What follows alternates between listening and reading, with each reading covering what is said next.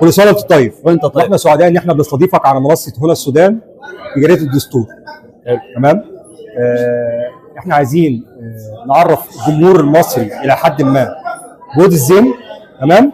وعايزين نسعد الجمهور السوداني ان احنا بنستضيف نجم طرب شاب سوداني بيقتحم العالميه من المحليه.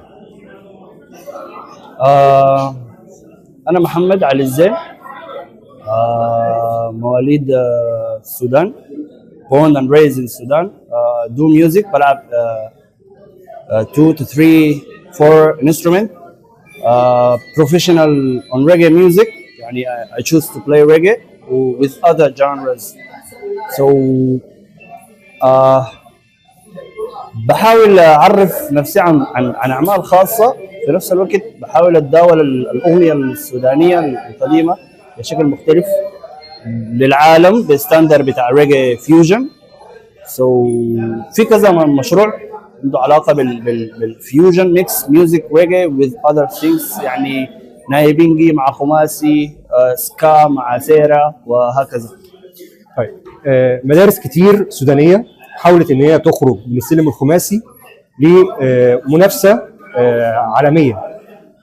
انت بتتبع اي مدرسه ولا انت عندك مدرستك الخاصه اللي ممكن تكون الى حد ما انت تلمست خيوطها دلوقتي او منهجها؟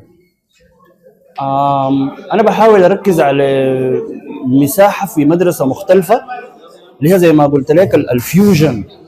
I want to introduce Sudanese songs into reggae.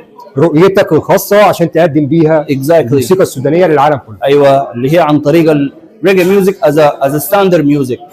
طبعا ما بلعب برضه جانرات سودانيه، بحبش في قاعات مختلفه، لكن بروفيشنال ريجي وايز، فبحاول دائما اعكس الكلتشر السوداني عن طريق الريجي ميوزك to the world.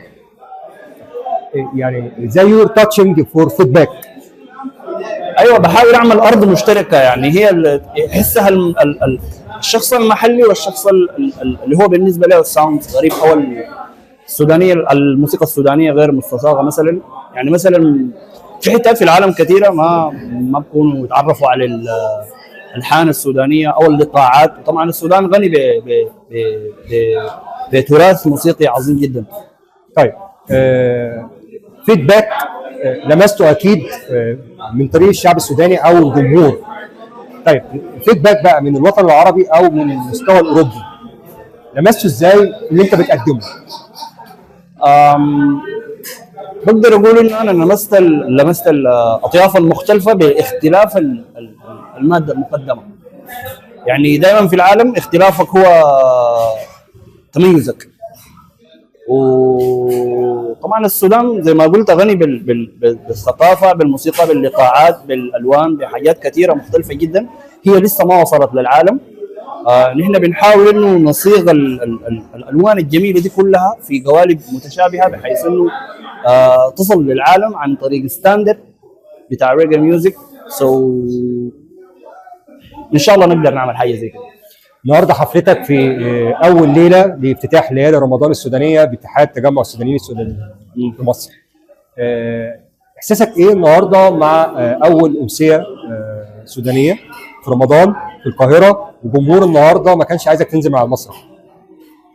انا والله كنت سعيد جدا بالامسيه دي، لانه يعني دائما بكون سعيد في تواجدي في اتحاد الفنانين، لانه مساحه فاتحه جدا، بتقدر تلقى النصيحه وبتقدر تلقى الدعم، وتقدر تشوف الحاجه دي في عيون الناس. فدائما هكون سعيد ان انا اشارك في الاتحاد في مناسبات بالشكل زي ده، وسعيد جدا يكون اول امسيه في رمضان، وبتمنى الناس تكون استمتعت بها. النهارده اعلنت ان كان في عمل جديد وان حبيت تشاركه النهارده مع جمهورك، كلمنا عنه. العمل الجديد هو كفر اغنيه سيد الاسم. حاولت برضه هي بنفس الشكل اقوم اخدها في ستاندر او قالب بتاع ريجي، تكون شكلها شويه يعني زي ما قال الاستاذ، من غير ما نغير في اللحن او من غير ما نغير في القالب. حاولت اعرض حاجه تكون ساتيسفايد لكل المستمعين. طيب هديتين هتديهم لي، هديتين الهديه الاولانيه هتغني لي جزء في اقل من نص دقيقه من الاغنيه، والهديه الثانيه اغنيه تهديها للشعب المصري. الهديتين صعبات صراحه. دي صعبات لانه شويه بكون عندي يعني مساءله في الحتات اللي بغني فيها. ايوه لانه تقدر تقول تابع لريكورد ليبل وكده. خلاص هنحول الهديه لكلمه تختم بيها للوطن العربي كله.